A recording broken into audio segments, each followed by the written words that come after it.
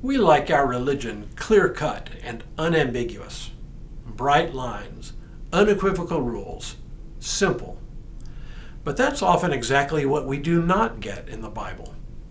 The scriptures of the Old and New Testaments can be maddeningly ambiguous, in some cases actually saying polar opposite things. That's the case with today's reading from 2 Corinthians. On the face of it, Paul seems to be pretty clear. Christians should not mix with non-believers. But is this a hard and fast rule for all time for Paul? Or is it more complex than that? Let's find out. Hello, I'm Stuart Baskin, pastor of First Presbyterian Church of Tyler, Texas, and this is your daily devotional for Tuesday, June 6th, 2023. I hear people quote from this passage from Paul, or at least quote a portion of it, to talk about the problem of people in mixed marriages. That is, in marriages where one spouse is a Christian believer and the other is, well, not so much. They quote Paul using the old terminology, unequally yoked. Here's what Paul says: "Do not be mismatched with unbelievers. For what partnership is there between righteousness and lawlessness? Or what fellowship is there between light and darkness? What agreement does Christ have with Beliar? Or what does a believer share with an unbeliever? What agreement has the temple of God with idols? For we are the temple of the living God. As God said, I will live with them and walk among them, and I will be their God, and they shall be my people. Therefore come out from them, and be separate from them, says the Lord, and touch nothing unclean. Then I will welcome you, and I will be your Father, and you shall be my sons and daughters, says the Lord Almighty." Sounds pretty straightforward, doesn't it? People shouldn't marry people of other faiths. Or in the traditional language, people should not be unequally yoked in their marriages. But a quick look reveals a more complex picture than that.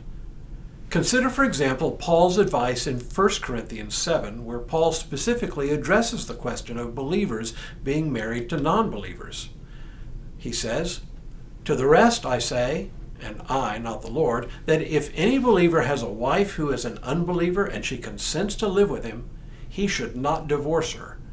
And if any woman has a husband who is an unbeliever and he consents to live with her, she should not divorce him. For the unbelieving husband is made holy through his wife, and the unbelieving wife is made holy through her husband." Well, that certainly shines a different light on things. And consider this. In the passage from 2 Corinthians where Paul advises people not to be unequally yoked, he's not really talking about marriage as much as he is about social and business life in general. Wait, what? Yes, this isn't a passage about married couples, but rather about one's relationships in the larger world. What he's getting at is the question of participating in pagan religious practices. And so much of Greek culture at the time, whether in social life, political life, or economic life, was tied up with the worship of various gods other than the one God.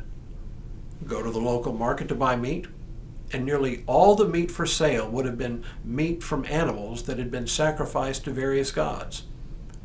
Enter into a business contract, and often there would be a pagan ritual surrounding the inking of the deal. Go to a community event, and it would probably be held in the same place where pagan worship took place. All of which is to say, Paul was really urging the Corinthian church to avoid unnecessary entanglements with other religions. So much for interfaith cooperation. And yet, once again, Paul offers different advice in other places.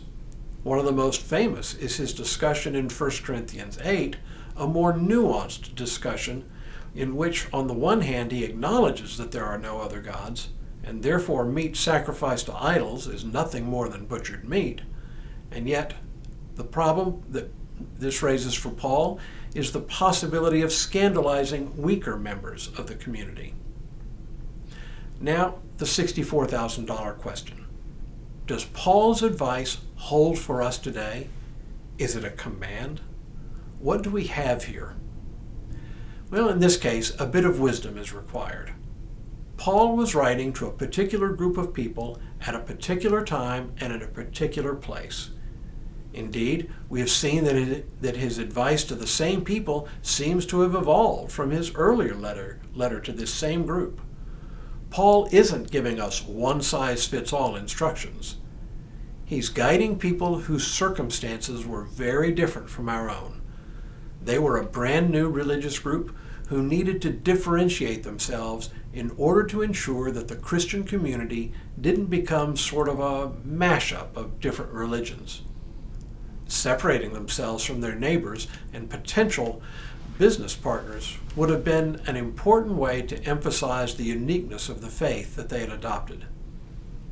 Does the same thing hold true today? Maybe, in some places. On the other hand, we live in a highly integrated world where people of different faith traditions or of no faith tradition at all work together and band together for mutual benefit, whether in business or in social life or in the realm of voluntary associations where people come together to solve social problems together. Such a world largely does not lend itself to this kind of separation Paul advised the little fledgling church in first century Corinth. Indeed, in my experience, we learn more about what we value in our faith by relating to others of different faiths than we would by strictly separating ourselves. Clearly, there are those who prefer to take the road of withdrawing from society as a strategy to protect the faith. But it simply has not been the practice of most of the church most of the time. It is well nigh impossible to draw up hard and fast rules to govern everything. Different circumstances require different answers. And that has been the real strength of the church for 2,000 years. Tomorrow, Paul returns to the theme of reconciliation. But for now, may God continue to bless you and keep you in all that you do this day and in all the days ahead.